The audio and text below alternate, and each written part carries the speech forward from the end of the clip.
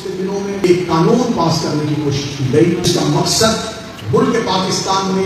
مدت سے رہنے والے شیعہ سنی کے اتحاد کو ختم کرنا تھا۔ ملک میں ایک ایسی فضا قائم کرنی تھی کہ شہر شہر گھر گھر کھانا جلدی شروع ہو جائے۔ لہٰذا ہم نے ملک پاکستان میں جتنی دیر رہا اور حق کی آواز دنیا کے ہر کونے میں جہاں جہاں بلند کر رہا ہوں، وہاں یہی ہماری آواز ہے، یہی آواز بلند رہے گی کہ ہم نے علی ولی اللہ اور ہم نے مذہب اہل بیت ٹی وی چینلوں سے، سوشل میڈیا سے نہیں لیا،